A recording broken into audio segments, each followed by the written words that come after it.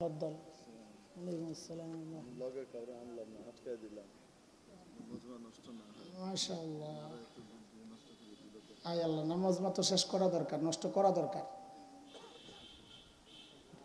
ওই জায়গার থেকে লোকজন আটকাই দিছে যেন সাথে আসলে সবাই তাকাবে, মজমা নষ্ট হয়ে যাবে। চুপে চাপে আসতে চাইছিল, তা আমার চোখতে এখনো নষ্ট হয় নাই। আলহামদুলিল্লাহ, চোখ এখনো পুরা পাওয়ার, স্পেশাল পাওয়ার। দূর থেকে চিনি, ওই অন্ধকারে দেখছি বেটা একটা দাঁড়াইছে জুব্বা পড়া, বুঝছি এটা আমার দোস্ত। আল্লাহ সুবহানাহু ওয়া তাআলা কি বলেন? মালিক বলেন, ওয়ানাদাউল মাওয়াজিনাল কিসতা লিয়াউমিল কিয়ামাহ, আমি কিয়ামতের দিন ইনসাফের দাড়িপাল্লা দাঁড় করাবো। বলে ইনসাফ মানি, আয়াতের এই অংশের তর্জমা যেন পরের অংশ দিয়া হচ্ছে, ফালা তুজলামু নাফসুন শাইআ। ইনসাফ মানে হচ্ছে বিন্দু মাত্র জুলুম কারো উপর হবে না। জুলুম মানি হবে না, মানি জুলুম হবে না, মানি পরের অংশ দিয়ে যেন আগের অংশের ব্যাখ্যা হচ্ছে।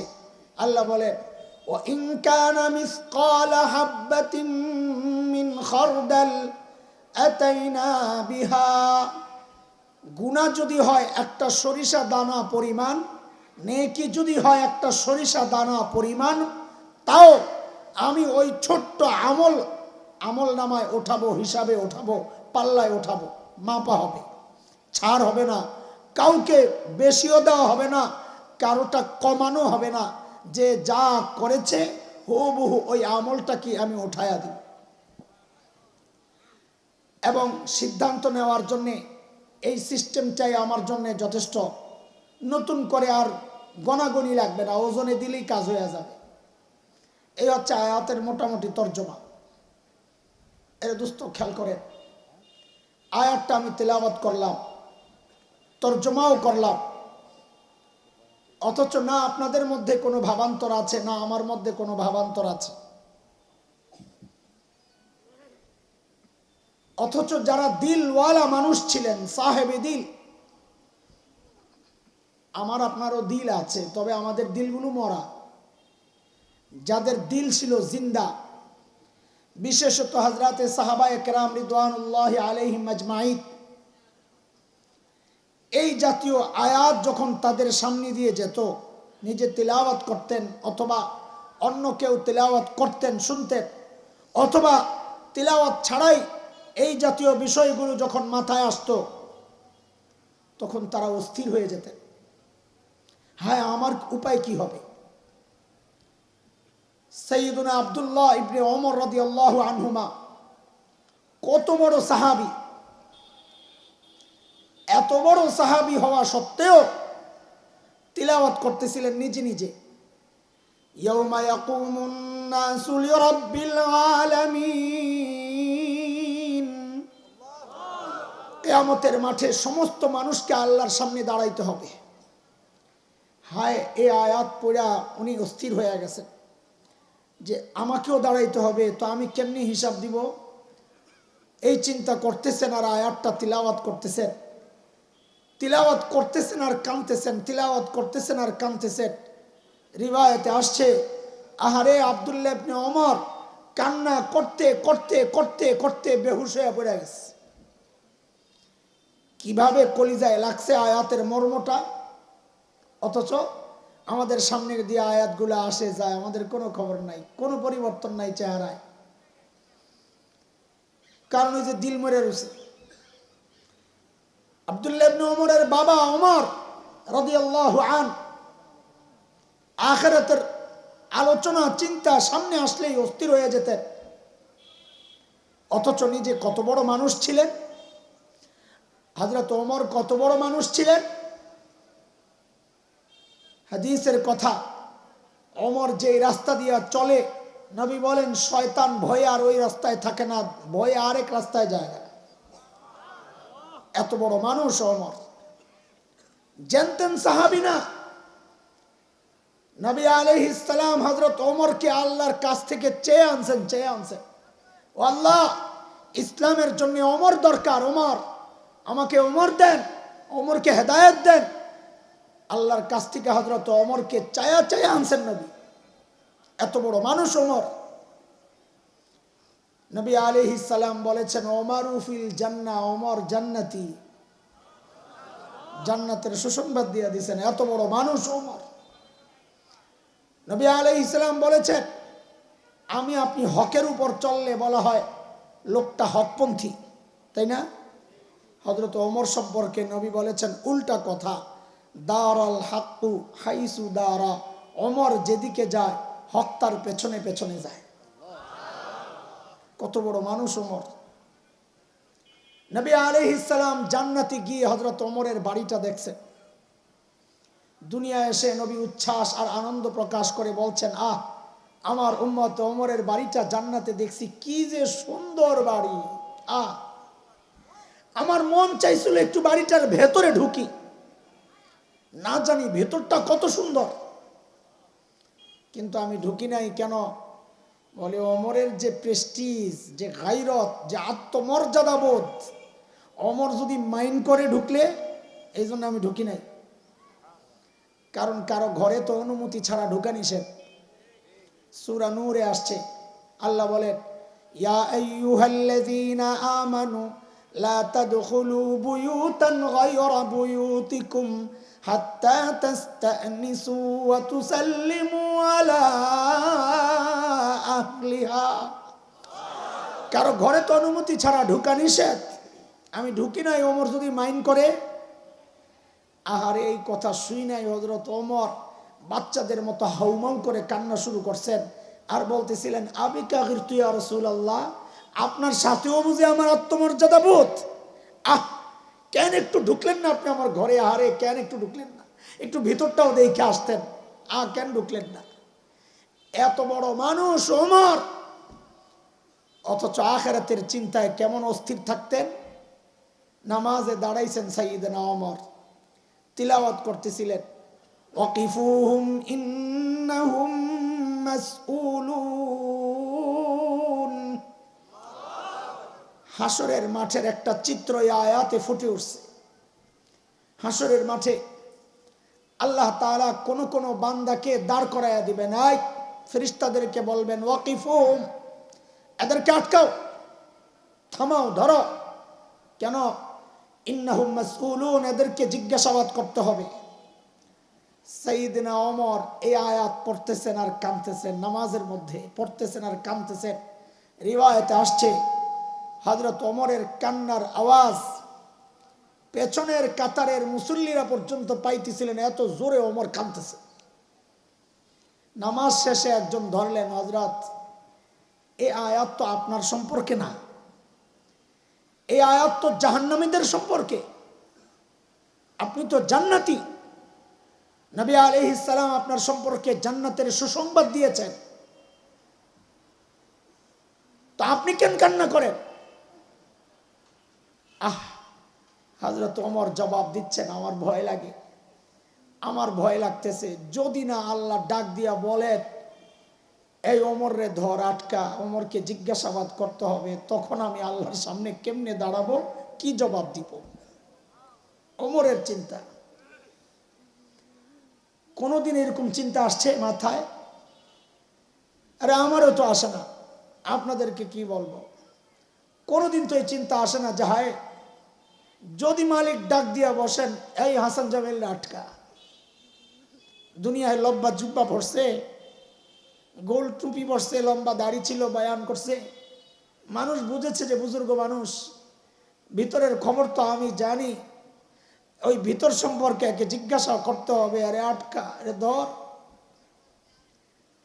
এই চিন্তা আসছে কোনোদিন যে যদি আল্লাহ ডাক দিয়ে বসেন যে আরে ধর, আটকা? দুনিয়ার মানুষ দেখছে নামাজ পড়ছে, আমি জানি কি নামাজ পড়ছে। দুনিয়ার মানুষ দেখছে মুহতামিম ছিল, আমি জানি কি ছিল। দুনিয়ার মানুষ দেখছে ইমামতি করছে, আমি জানি কি ইমামতি করছে। দুনিয়ার মানুষ দেখছে চিল্লাই গেছে, আমি জানি কি চিল্লাই গেছে। ধর, আটকা, একে জিজ্ঞেস করতে হবে। আসছে কোনদিন চিন্তা মাথায়? যদি মালিক ধরে বসলেন, কোনো চিন্তা নাই। চলছে গাড়ি, চলছে বাস, একরকম চলছে, কোনো চিন্তা নাই। নবী আলাইহিস সালামের সবচাইতে প্রিয় মানুষ, নবীকে জিজ্ঞেস করা হয়েছে, ইয়া রাসূলুল্লাহ, আপনার কাছে সবচেয়ে প্রিয় কে? তো নবী জবাব দিয়েছেন, আয়েশা আমার সবচেয়ে প্রিয়। তো বলে, মিনার রিজাল? আয়েশা আম্মা জান, মেয়েদের ক্যাটাগরি, ছেলেদের মধ্যে? তো নবী বলেন, আবুহা, তার বাবা আবু বকর আমার সবচেয়ে প্রিয়। নবীর সবচাইতে প্রিয় দুইজন মানুষ জান্নাতের সুসংবাদ পাওয়া, অথচ আখিরাতের ব্যাপারে তাদের অবস্থা কি? আহারে, আম্মা জান আয়েশা কাঁদতেন, আম্মা জান আয়েশা কাঁদতেন আর বলতেন, ইয়া লাইতানি কুনতু নাসিয়াম মানসিয়া, হায় আমি যদি নিঃশেষ হয়ে যেতাম, অস্তিত্বহীন হয়ে যেতাম, আমি যদি নাই হয়ে যেতাম, তাইলে আল্লাহর আদালতে আর আমাকে দাঁড়াইতে হইতো না। এখন দাঁড়ায় আমি হিসাব কেমনে দিব? আম্মা জান আয়েশা। তা আমার আপনার অবস্থা কি হবে? আর বাবা আবু বকরের কথা আর কি বলবো, অথচ কত বড় মানুষ আবু বকর। নবী হাদিস শুনাইতেছিলেন, জান্নাতের নির্দিষ্ট দরজাগুলো থেকে ডাক আসবে, যার সাথে রোজার সম্পর্ক ভালো ছিল রাইয়ান থেকে ডাক আসবে, ও রোজাদার তুমি কই, আসো এদিক দিয়ে ঢুকো। নামাজের দরজা থেকে নামাজওয়ালার দিকে ডাক আসবে, সাদাকাওয়ালার দিকে সাদাকা থেকে ডাক আসবে, এক এক দরজা থেকে এক একজনকে ডাকা হবে। হযরত আবু বকর জিজ্ঞেস করলেন, ইয়া রাসূলুল্লাহ, সব দরজা থেকে ডাক আসার কোনো ব্যবস্থা? আল্লাহর হাবিব জবাব দিলেন, আবু বকর, আপনাকে জান্নাতের 8টা দরজায় ডাকবে, আবু বকর আপনি আমারে দিয়া ঢুকেন। আবু বকর কত বড় মানুষ ছিলেন। আবু বকরের মর্যাদার বহুদিক হাদিসে আসছে। আমি একটা কথা খালি আপনাদেরকে শোনাই, ছোট্ট একটা ঘটনা শোনাই। আবু বকর কত বড় মানুষ ছিলেন। তবুকের যুদ্ধ, নবী আলাইহিস সালাম চাঁদা চাইলেন, এই কার কাছে কি আছে নিয়ে আসো। আজকে সাইয়েদনা ওমর অনেক খুশি। খুশির কারণ কি? সারা জীবন ওমরের চেষ্টা ছিল আমলের দিক থেকে আবু বকরকে হারানো যায় কিনা। সবসময় হাইরা যায়, আবু বকরের সাথে পারে না। আজকে যেহেতু দানের ব্যাপার আসছে, ও ভাই এটা কি, এটা কেমন কথা, সামনে বসে আঙ্গুল দিয়ে এরকম পুটলা নাড়তেছে, একটু বিবেকে বাজে না? মনোযোগ নষ্ট করলে কিন্তু আমি উঠাইয়া দেবো। এগুলো আমাদের কোনো ইয়া নাই, আগ্রহ নাই এগুলোর প্রতি। চুপচাপ বৈশা রেকর্ড করেন করেন, নিজেরা শোনেন না বুঝি, কিন্তু ডিস্টার্ব করবেন না। সাইয়েদনা আবু বকর, সাইয়েদনা ওমর আজকে বড় খুশি যে আজকে আবু বকরকে হারাইয়া দিব। কেন? আবু বকর কি দান করবে? নাই তো কিচ্ছু। ওমরের ঘরেও যে অনেক কিছু আছে ব্যাপারটা এমন না, কিন্তু আবু বকরের চেয়ে বেশি। সাইয়েদনা ওমর দৌড় দিলেন ঘরে, সমস্ত সামান নামায়া 2 ভাগ করলেন ওমর। 1 ভাগ ঘরে রেখে আসলেন, আর 1 ভাগ পোটলা করে নবীর দরবারে, ইয়া রাসূলুল্লাহ আমার চাঁদা। আল্লাহর হাবিব জিজ্ঞেস করেন, ওমর কি নিয়ে আসছেন? বলেন কি জিজ্ঞেস করছেন? আরে বলেন না, এটা মুখস্থ না, এখানে পরে কাজে লাগবে। নবী জিজ্ঞেস করলেন, ওমর কি নিয়ে আসছেন? সাইয়েদনা ওমর জবাব দেন, ইয়া রাসূলুল্লাহ ঘরে যা ছিল সমস্ত সামান নামায়া 2 ভাগ করে অর্ধেক নিয়ে আসছি, অর্ধেক রেখে আসছি। এইবার আবু বকরের পালা, নবী অপেক্ষা করছেন, হযরত ওমর অপেক্ষা করছেন আবু বকর কি নিয়ে আসে। নবীর অপেক্ষার কারণ আরেকটা, ওমরেরটা আরেকটা। নবীর অপেক্ষা, আরে আমার আবু বকর না জানি কি আনেন। ওমরের অপেক্ষা, আবু বকর আজকে আসেন। একটা ভাব নিছে, আমি বলি আর কি, ওমরের একটা ভাব যা আজকে আসলে একটা স্লোগান দিব, জিতিল রে জিতিল, ওমর জিতিল, এমন একটা ভাব লইয়া ওমর বইয়া রয়েছে। সাইয়েদনা আবু বকর আসছেন, হাতে ছোট্ট একটা পোটলা, নাই তো কিচ্ছু, আনবে কি? বর্ণনার 8 পিস মিলাইলে বোঝা যায় ওই পোটলার ভেতরে গায়ের জামা কাপড়গুলা। গায়ের জামা কাপড়। স্বাভাবিকভাবেই প্রশ্ন আসবে, তাইলে গায়ে দিছেন কি, উলঙ্গ হয়ে আসছেন নাকি? না না, আমি আপনাদের সাথে খেয়ানত করব না, যা সত্য এটা বলে দিচ্ছি শুনেন। বর্ণনার এই অংশগুলো দুর্বল, তাও বলতেছি দুর্বল, তাও বলতেছি কেন? কারণ মুহাদ্দিসরা বলেছেন কারো মর্যাদা বলার ক্ষেত্রে দুর্বল বর্ণনাও আনা যায়, সেই জন্য আনতেছি। সাইয়েদনা আবু বকর কি গায়ে দিছে? ঘরে একটা চট ছিল বিছানোর জন্যে, ওই চটটা গায়ে দিয়া উপর দিয়ে এভাবে ধরছেন পোটলাও হাতে, কিন্তু নিচে দিয়া তো ফাঁক হয়ে যায়, কি করবে? রিওয়ায়েতে এটাও আসছে, আহারে সাইয়েদনা আবু বকর খেজুর গাছের কাঁটা দিয়া বুতাম বানাইছেন, চটরে আটকাইছেন। ইয়া রাসূলুল্লাহ, আমার চাঁদা। আল্লাহর হাবিব জিজ্ঞেস করতেছেন, আবু বকর, মা আবকাইতা লি আহলিক, আপনার ঘরে কি রেখে আসছেন? ঘরে কি রেখে আসছেন? ওমরকে কি জিজ্ঞেস করছিলেন? আবু বকরের বেলায় নবী প্রশ্ন ঘুরাইয়া দিয়েছেন, আবু বকর ঘরে কি রেখে আসছেন? ওমর তো প্রশ্ন শুই নাই, মন খারাপ, গেছি আজকেও হাইরা গেছি, জিতার সম্ভাবনা নাই। কেন? বলে সেম প্রশ্ন যদি নবী আবু বকরকে করতেন তো আমি নির্ঘাত জিতে যাই। যদি জিজ্ঞেস করতেন, এ আবু বকর কি নিয়ে আসছেন, তো আবু বকর বলতেন, ইয়া রাসূলুল্লাহ, এই যে আমার পোটলা। ওমর কইতো আমি জিতে গেছি, কারণ আমার পোটলা বড়। কিন্তু নবী তো আবু বকরের বেলায় প্রশ্ন দিলেন ঘুরাইয়া, ও আবু বকর ঘরে কি রেখে আসছেন? মা আবকাইতা লি আহলিক, আবু বকর ঘরে কি রেখে আসছেন? ওমর কয়, আমি তো হাইরা গেলাম। কেন? আবু বকর কিছু রাইখে আসছে বলে মনে হয় না, আমি তো অর্ধেক রাইখে আসছি।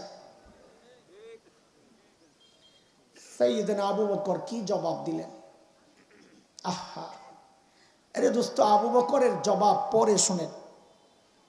আবু বকরের জবাবটা একটু পরে শুনেন।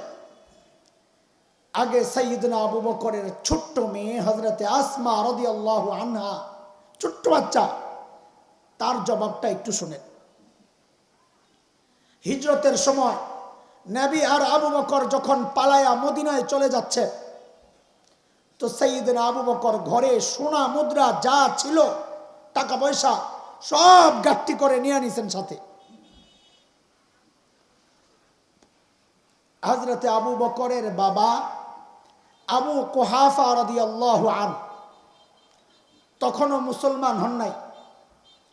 আবু বকরের বাবা মুসলমান হয়েছেন মক্কা বিজয়ের দিন। হিজরতের সময় উনি মুশরিক।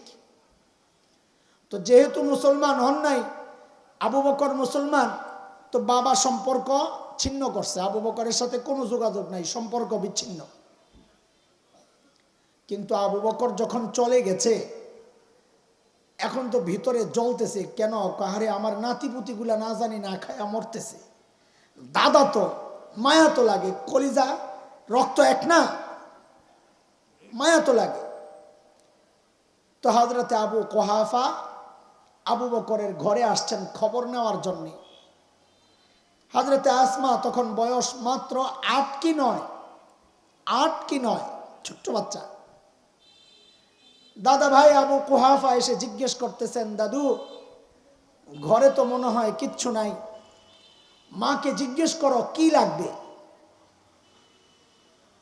তা হযরতে আসমা রাদিয়াল্লাহু আনহা জবাব দেন, দাদু ভাই আপনি কোনো চিন্তা করেন না, আমাদের ঘরে আলহামদুলিল্লাহ আব্বা যাওয়ার সময় যথেষ্ট পরিমাণ রেখে গেছেন,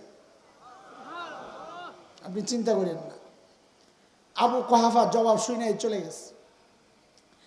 কিছু দূর যায় আবু কুহাফার মাথায় আসছে, আরে আমার ছেলে আবু বকরকে তো আমি চিনি। সন্তানের চরিত্র সম্পর্কে সবচাইতে ভালো জানে মা আর বাবা, তাই না?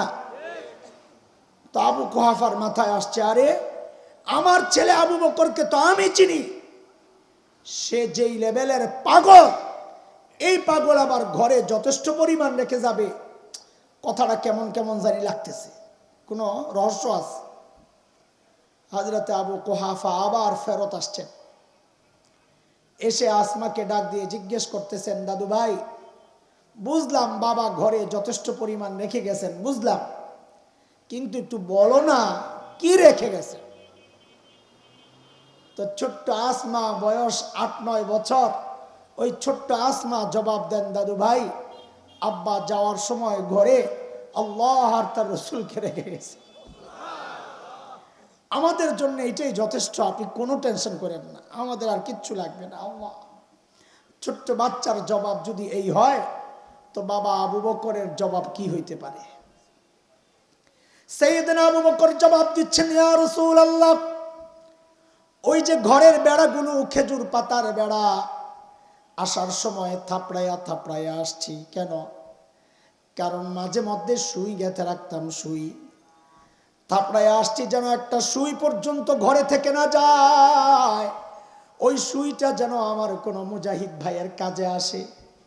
ওগো আল্লাহর হাবিব, আসার সময় একটা সুই পর্যন্ত রেখে আসি নাই, আসার সময় কেবল আল্লাহ আর তার রসুলকে রেখে আসছি।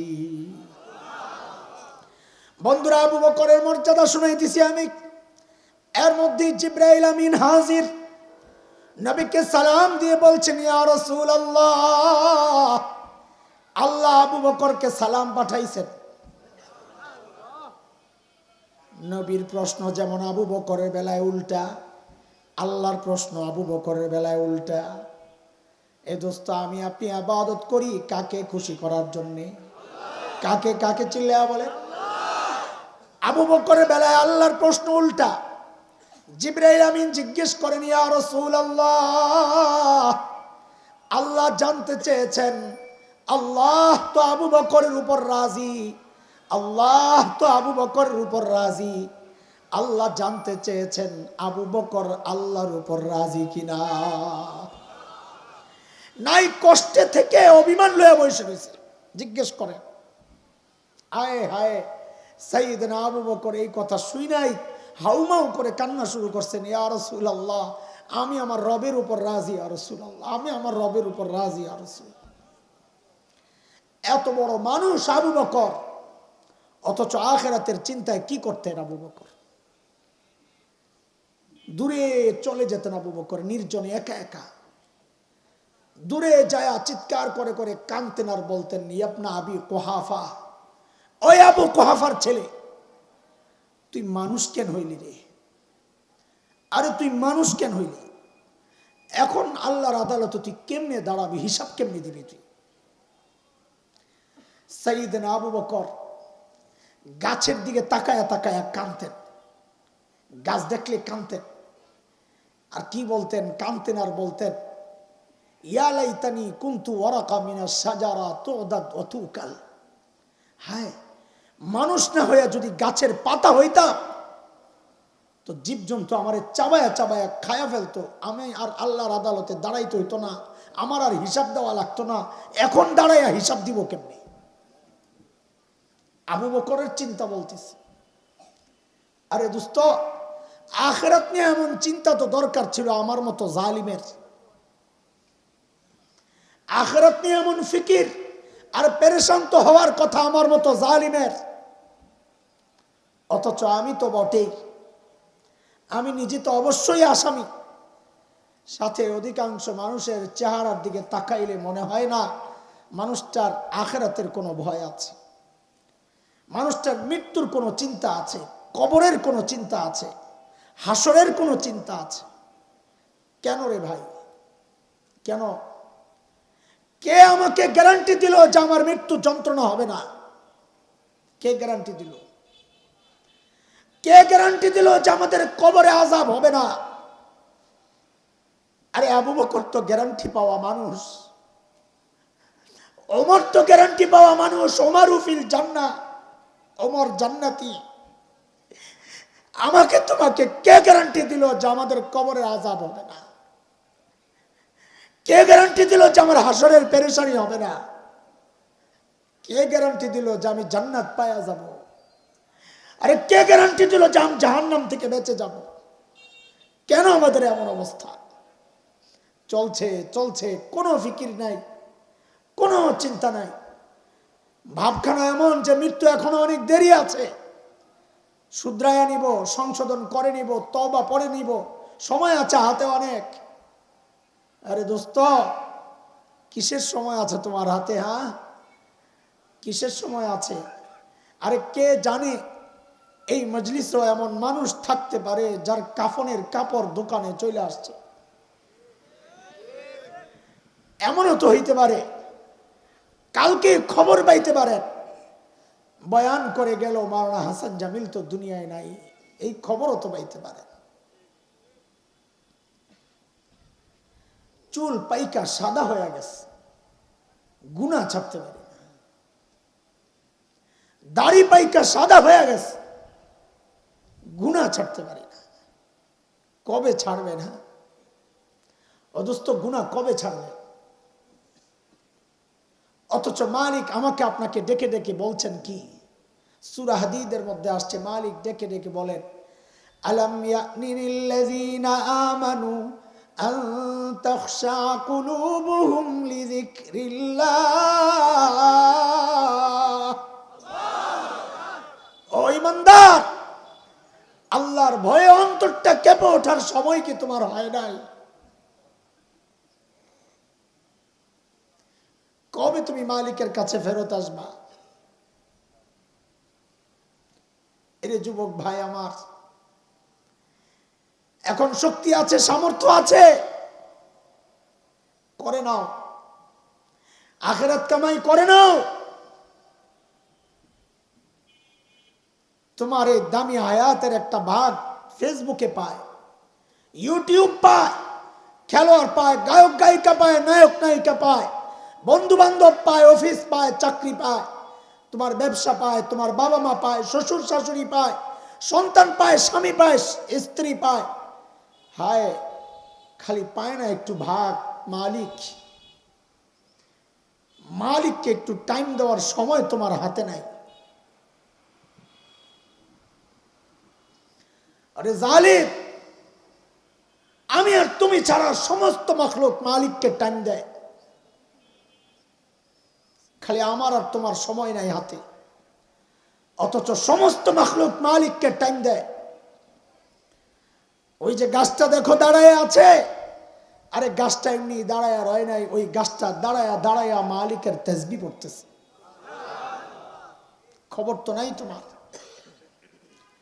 যেই কুকুরটাকে নিকৃষ্ট প্রাণী মনে করে তুমি তাড়ায়া দাও, ওরে বান্দা তোমার তো খবর নাই, ওই কুকুরটাও রুকুর হালতে মালিকের তাসবিহ পড়ে। যে সাপ বিচ্ছুগুলোরে তুমি পায়ে দিলা মেরা ফেলো, পোকামাকড় গুলা পায়ে দিলা মেরা ফেলো, তোমার খবর নাই। ওই সাপ বিচ্ছু পোকামাকড় গুলো সেজদার হালতে মালিকের তাসবিহ পড়ে। শুধু তাই না, নিষ্প্রাণ পাথর আমি আর তুমি দেখি প্রাণ নাই, অথচ আল্লাহ বলেন বান্দারে ওই পাথরটাও তো আমার ভয়ে কান্না করে, ওই পাথরও আমাকে ভয় পায়। অথচ তোর কলিজা এত শক্ত কেন হয়ে গেল? আমি তো পাথরের জন্য নবী পাঠাই নাই, আমি তো পাথরের জন্য কিতাব পাঠাই নাই, আমি তো পাথরের জন্য ওয়াজ নসিহতের ব্যবস্থা করি নাই। অথচ পাথরের দিকে তাকায় দেখ কিভাবে ঝরঝর করে পানি পড়তেছে, কান্না করতেছে আল্লাহর ভয়ে। অথচ পাথরের কোনো আযাব নাই, পাথরের আখিরাত নাই। কোন কোন পাথর তো এমন চোখ দিয়া পানি তো আসে না, কিন্তু ফাটাইলে ভেতরে পানি পাওয়া যায়। কোন কোন পাথর তো এমন আল্লাহর ভয়ে কাঁপতে কাঁপতে নিচে গড়ায়া পড়ে। আল্লাহ বলেন সুম্মা কাসাত কুলুবুকুম মিন বাদি যালিক ফাহিয়া কাল হিজারাতি আও আশাদ্দু কাসওয়া ওয়া ইন্না মিনাল হিজারাহ লামা ইয়াতাফাজ্জারু মিনহুল আনহার ওয়া ইন্না মিনহা লামা ইয়াশাক্কাকু ফায়াখরুজু মিনহুল মা ওয়া ইন্না মিনহা লামা ইয়াহবিতু মিন খাশইয়াতিল্লাহ। আল্লাহ বলেন বান্দারে তুই তো আমার ভয়ে একদিন কেঁপে উঠলি না, কেন কেন এমন? তুই কি ভেবেছিস আমি কিচ্ছু জানি না? না রে না, আমি সব জানি। আমাল্লাহু বিগাফিলিন আম্মা তা'মালুন, আল্লাহ বলেন বান্দারে আমার কিচ্ছু অজানা নাই, আমি সব জানি, তুই কি করস, কই কি করস না করস সব জানি। শুধু যে আমি জানি তা না, আমি তোর সাথে সাক্ষীও ফিট করে রাখছি। সাক্ষী একটা দুইটা না, আটটা সাক্ষী আল্লাহ ফিট করে রাখছেন। কয়টা? আরে কয়টা চিল্লায়া বলেন কয়টা? এর যুবক ভাই আমার, আল্লাহর নাফরমানি যদি করতে চাও, আল্লাহর দুনিয়া থেকে বাইর হয়ে যায় করো। আল্লাহর নাফরমানি যদি করতে চাও, তাইলে ওই সাক্ষীগুলারে এড়ায়া যায় করো।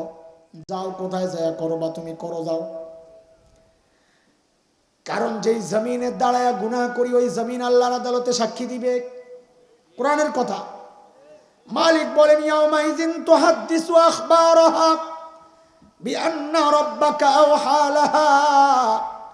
যেই জমিনে দাঁড়ায় গুনাহ করো রে বান্দা, ওই জমিন আল্লাহর আদালতে আমার আর তোমার বিরুদ্ধে সাক্ষী দিবে। যাও, যায় কই যায় গুনাহ করবো, যায় করো। কেউ হয়তো মনে মনে ভাবতেছে আমি গাছের মাথায় যায় গুনাহ করব, তাইলে তো আর জমিন সাক্ষী দিতে পারবে না। আমি হেলিকপ্টার দিয়া গুনাহ করব, প্লেনে চইরা গুনাহ করব, সাগরে যায় গুনাহ করব, তাইলেও তো জমিন সাক্ষী দিতে পারবে না। আল্লাহ যেন তাদেরকে জবাব দিয়া দিচ্ছেন, বান্দারি তুই তাও বাঁচবি না। কেন? কারণ তোর হাত সাক্ষী দিবে, পাও সাক্ষী দিবে। কই যাবি তুই? আল-ইয়াওমা নাখতিমু আলা আফওয়াহিহিম ওয়া তুকাল্লিমুনা আইদিহিম ওয়া তাশহাদু আরজুলুহুম বিমা কানু ইয়াকসিবুন। আল্লাহ বলেন বান্দা আমি জবান বন্ধ করে দিব, যেন অস্বীকার করতে না পারি। হাত কথা বলবে, হাত ও আল্লাহ এই হাত দিয়ে আমি গুনাহ করছি, আমি সাক্ষী। হাত কথা বলবে।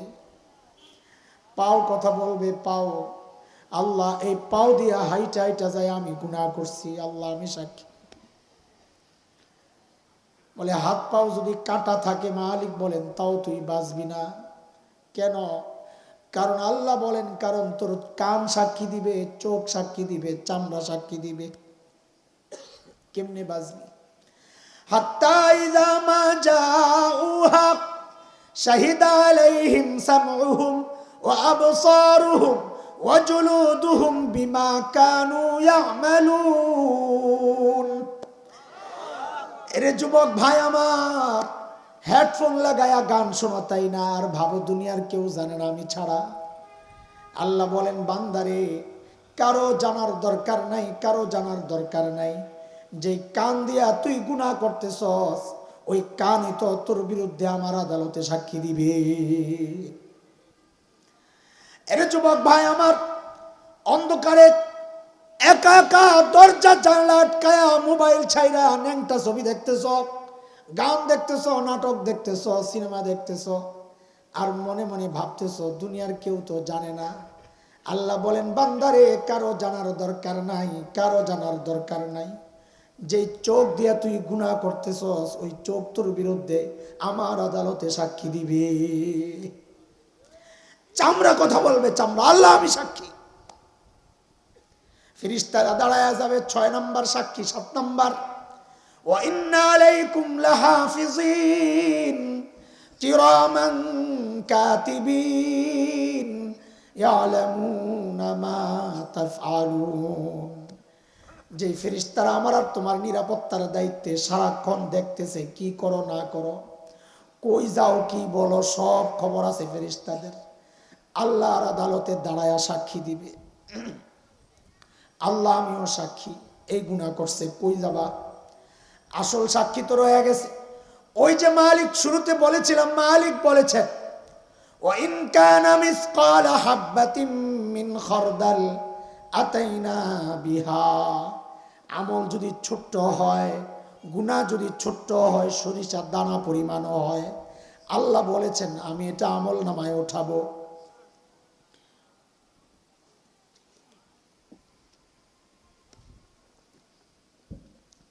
এই জন্য আসল সাক্ষী তো প্রত্যেকের আমল নামা, প্রত্যেকের আমল নামা আসল সাক্ষী। এই জন্য আল্লাহ নবীকে ডেকে বলেছেন, হাবিব আমার, অপরাধীদের সামনে যখন আমল নামা পেশ করা হবে, আপনি দেখবেন ওই অপরাধীরা আমল নামা দেখাই থর থর করে কাঁপতে থাকবে। ওয়াউদিআল কিতাব ফাতারাল মুজরিমিনা মুশফিকিনা মিম্মা ফীহি, চিৎকার করে করে কানবে আর বলবে মালি হাযাল কিতাব, মালি হাযাল কিতাব লা ইউগাদিরু সগীরাতান ওয়ালা কাবীরা ইল্লা আহসাহা। এটা কেমন আমল নামা? আমার একটা ছোট গুনাহও দেখি ছোটে নাই, একটা বড় গুনাহও ছোটে নাই। এখন আমার উপায় কি হবে? আওয়াজ আসবে, আওয়াজ। এখন আর কোনো বাঁচার উপায় নাই। তোমার আমল নামা তুমি গ্রহণ করো, ধরো। তোমার আমল নামা গ্রহণ করো, বাম হাত দাও, বাম হাত। গুনাহ যেহেতু বেশি, বাম হাত দাও। বান্দা যখন বাম হাত পাতবে, আরে হুকুম আসবে না, এইভাবে না, হাতটারে পেছন দিয়া নিয়ে কলিজা ছিদ্র করে তারপরে বাইর করো।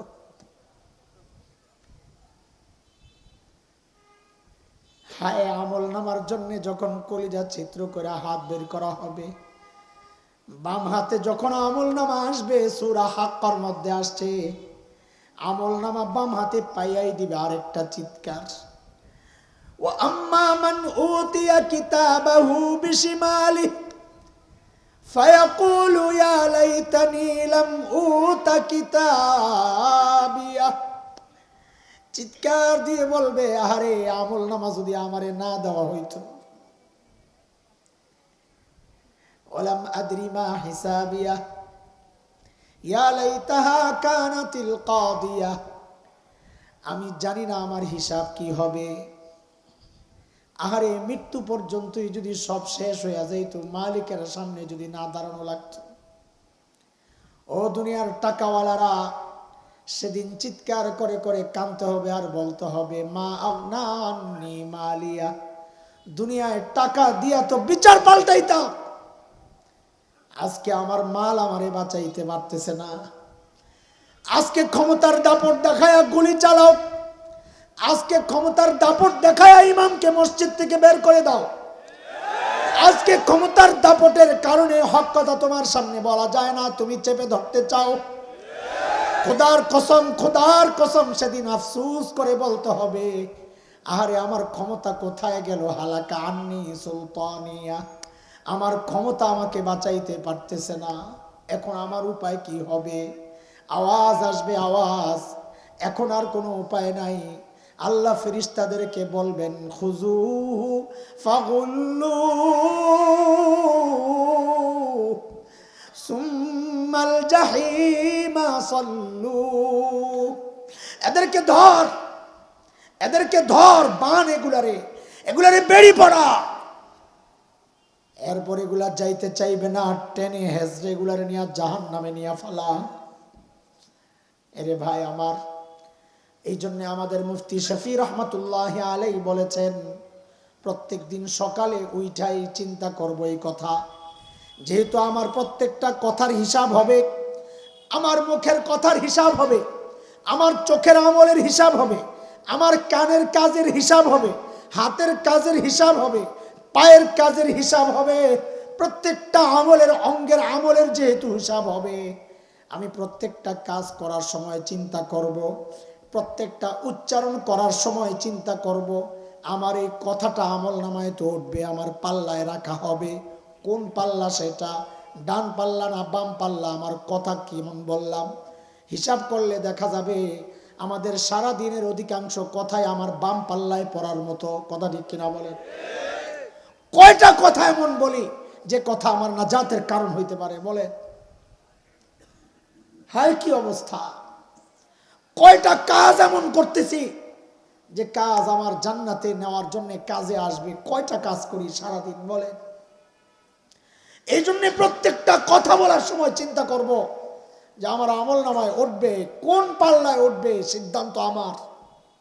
একদিকে বালুর স্তূপ রাখা, আরেকদিকে হীরার স্তূপ।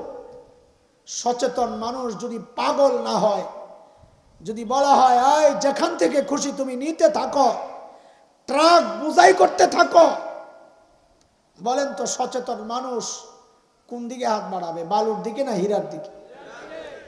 কোন দিকে? জোরে বলেন। বুঝা বলতেছেন না? না বুঝা? অথচ দেখেন দুনিয়ায় প্রতিটা মুহূর্তে আমার সামনে অফার, হীরা একদিকে, বালু একদিকে। বালু তো না, আগুন আগুন। বালু তো কথার কথা বললাম। একদিকে জান্নাত কামানোর সুযোগ, আরেকদিকে জাহান্নাম কামানোর সুযোগ আল্লাহ দিয়ে দিছেন। অথচ আমি জান্নাতের দিকে আমার হাতটা না বাড়াইয়া, জবানডারে কাজে না লাগাইয়া সারাক্ষণ শুধু জাহান্নামের আমল দিয়ে আমি আমার আমল নামাকে ভরতেছি। কথা ঠিক কিনা? আহা, সিনেমা হলে ঢুকতে টাকা লাগেনি। গান দেখেন যে মোবাইলে এমবি লাগে না ফ্রি? সিনেমা দেখলে এমবি লাগে না? ফ্রি। আল্লাহর হাবিব বলেন দুইটা বক্তব্য। কয়টা? কয়টা? দুইটা বেশি না কম? আরে দুইটা সংখ্যাটা অনেক বেশি না কম? তার মানে অল্প কিছু কথা। তার মানে কি? অল্প কিছু কথা। কথাগুলো অল্প কিছু, কিন্তু নবী তার তিনটা গুণ বলেছেন। কয়টা? নাম্বার ওয়ান, হাবিবাতানি ইলার রহমান, রহমানের কাছে খুব প্রিয়। কার কাছে? আমি আবার জিজ্ঞেস করি, সঠিক উত্তর দিবেন। দুইটা বক্তব্য কার কাছে অনেক প্রিয়? আল্লাহর কাছে। আমি আশা করছিলাম আপনারা এই জবাবটাই দেন, তাইলে উত্তর দেওয়া আমার জন্য সহজ হবে। এই ভুলটা না করলে আমি বইলা মজা পাইতাম না। আমি বললাম কার কাছে? রহমানের কাছে। আপনি জবাব দিলেন আল্লাহর কাছে। আমি আল্লাহ বলছি? নবী আল্লাহ বলছেন? নবী আল্লাহ বলেন নাই। নবী বলেছেন কার কাছে অনেক প্রিয়? রহমানের কাছে। আপনি মনে মনে ভাবছেন যে হুজুর রহমান আর আল্লাহ তো একই সত্তা, তাই না? একই তো নাকি? একই। তবে রহমানের মধ্যে এমন কিছু বিষয় আছে যেগুলো বুঝলে বুঝবো যে নবী আলাইহিস সালাম আমাদেরকে জিতাইতে চাইতেছেন। আমাদেরকে এটা একটু বুঝেন আপনারা। আল্লাহ তাআলার মন্ত্রী আসেনি, সচিব আসেনি, সহযোগী? আল্লাহর কিচ্ছু লাগে না, আল্লাহর হুকুমের গোলাম আছে। ফেরেশতারা আল্লাহর মন্ত্রী না হুকুমের গোলাম? ওই যে ওলামায়ে কেরাম জানেন, হাফিজ যারা, সূরা তাহরীম আয়াত 6 আল্লাহ বলেছেন ফেরেশতাদের সম্পর্কে, লা ইয়াসুনাল্লাহ মা আমারহুম ওয়া ইয়াফআলুনা মা ইউমারুন। ফেরেশতারা আল্লাহ যা বলেন তা মানতে বাধ্য, তারা হুকুমের গোলাম। আল্লাহর কোনো সহযোগী নাই। তবে আল্লাহর মন্ত্রী নাই ঠিক, কিন্তু আল্লাহর এক একটা গুণবাচক নাম যেন আল্লাহর এক একটা মন্ত্রণালয় সামলায়। যেমন রাজ্জাক, রিজিক দাতা, আল্লাহর একটা গুণবাচক নাম, এটা যেন খাদ্য মন্ত্রণালয় সামলায়। হাকিম, কাহার, এগুলো আল্লাহর দুইটা গুণবাচক নাম, এগুলো যেন আইন, আদালত, বিচার, শাস্তি এই মন্ত্রণালয় সামলায়। গফুর, গফফার, তাওয়াব, এগুলো আল্লাহর কিছু গুণবাচক নাম, এগুলো যেন আল্লাহর ক্ষমা এই সমস্ত মন্ত্রণালয়গুলো সামলায়। রহমান, রহিম, করিম, লতিফ, রউফ, জাওয়াদ, এগুলো আল্লাহর কিছু গুণবাচক নাম, এগুলো যেন দয়া, মায়া, বোনাস, দান, সহযোগিতা, ত্রাণ এই সব মন্ত্রণালয় সামলায়। আল্লাহর এক একটা গুণবাচক নাম যেন এক একটা মন্ত্রণালয় সামলায়। আল্লাহর আলাদা নিজস্ব কোনো মন্ত্রী লাগে না, আল্লাহ নিজেই সব, একাই যথেষ্ট। ওই রহমানের মধ্যে এমন স্পেশাল কিছু বিষয় আছে যেগুলো আমাদের জন্য লাভ আর লাভ। বলেন না আলহামদুলিল্লাহ? বলে কি আছে? বলে রহমানের অর্থটা একটু বুঝেন আপনারা। আপনারা জানেন রহমানের অর্থ, কিন্তু আপনারা জানেন হচ্ছে তর্জমা। রহমান কাকে বলে ওইটা জানেন না। বলেন তো রহমান কাকে বলে? বলেন, যা জানেন তাই বলেন না। রহমান মানে কি বলেন? দয়ালু। এটা রহমানের অর্থ, তর্জমা। রহমান কাকে বলে? ওলামায়ে কেরাম ভুল ধরেন না, ভুল ধরেন না, পাবলিক বুঝাইতেছি, সহজভাবে বুঝাইতেছি। রহমান রহিম এগুলো আসছে রহমত থেকে। কার থেকে? রহমত কাকে বলে? রহমত কাকে বলে? রহমতের অর্থ কি? তা আমার সাথে আপনারা আগে মুখস্থ করেন, বলেন আমার সাথে সাথে। রহমত মানে হইল কাজ কম মজুরি বেশি। বলেন কালিমাতান। কয় বক্তব্য? বলেন না। এটা কম না বেশি? অল্প, তাই না? কিন্তু নবী বলেন হাবিবাতানি ইলার রহমান, যা রহমানের কাছে অনেক প্রিয়। সুবহানাল্লাহ কইেন না। রহমানের কাছে প্রিয় যেহেতু, আমল তো মনে হয় অনেক কঠিন কিছু হবে। নবী বলেন না, খাফিফাতানি আলাল লিসান, উচ্চারণ করা একেবারে সোজা। ওই যে আমার সাথে আগে একবার পড়ছেন, কয়জনের কাপড় নষ্ট হয়েছে? দাঁত ভাঙছিনি? ওজু নষ্ট হয়েছিনি? তার মানে এটা একেবারেই সোজা। একেবারেই, বলেন না একেবারেই। তো আমল যেহেতু সোজা, সওয়াব আবার কম নি। নবী বলেন না সওয়াব কম না, সাকিলাতানে ফিল মিজান। ওই যে পাল্লার আলোচনা করেছে এতক্ষণ, যে পাল্লায় রাখার সাথে সাথে নেক আমলের পাল্লাটা ভারী হয়ে যাবে। হিসাব তো মিলল না হুজুর। বলে কেন মিলল না? বলে আমল মাত্র 2টা বক্তব্য, বয়ান উচ্চারণ করাও সোজা, কিন্তু এত সওয়াব কেন? বলে এত সওয়াবের কারণ হইল ওই যে রহমানের পছন্দ হয়ে গেছে। আর রহমান আগে শিখাই আসছি এতক্ষণ, রহমান কাকে বলে? রহমত মানে কি? কাজ কম মজুরি বেশি। রহমত মানে কি? সোজা তর্জমা। হুজুরকে দিকে তাকান না, এরা ভুল ধরবো, আমার দিকে তাকান। কাজ কম, কাজ কম মজুরি বেশি। তাহলে রহমান কাকে বলবে? যে যতটুকু উপযুক্ত তার চেয়ে যিনি বাড়াইয়া দেন তাকে কি বলে? তোমার কাম তো অল্প, উচ্চারণ করা তো সোজা, কিন্তু নবী বলেন আমল নামায় রাখলে আর অল্প থাকবে না, যেহেতু রহমানের পছন্দ হয়ে গেছে। কাজ অল্প হইলেও এটার মজুরি অনেক বেশি। আল্লাহু আকবার।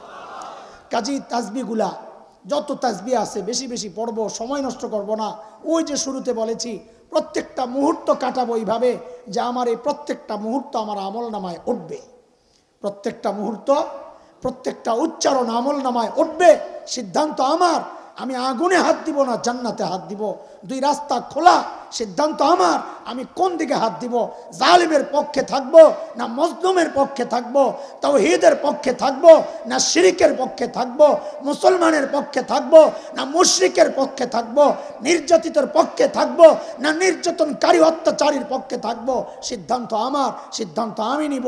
নবী আলাইহিস সালামের সঙ্গী হইয়া জান্নাতের মিছিলে অংশগ্রহণ করব না আবু লাহাবের মিছিলে, ওই জাহান্নামের দিকে যেই মিছিল সেই মিছিলের সঙ্গী হব। সিদ্ধান্ত আমার। আজকে আমরা এখান থেকে সিদ্ধান্ত নিয়েই বাড়ি যাব ইনশাআল্লাহ তাআলা। আল্লাহ তাআলা আমাদেরকে সহি বুঝ দান করেন, আমিন। ওয়া আখিরু দাওয়ানা আলহামদুলিল্লাহি রাব্বিল আলামিন। আসসালামু আলাইকুম ওয়া রাহমাতুল্লাহ।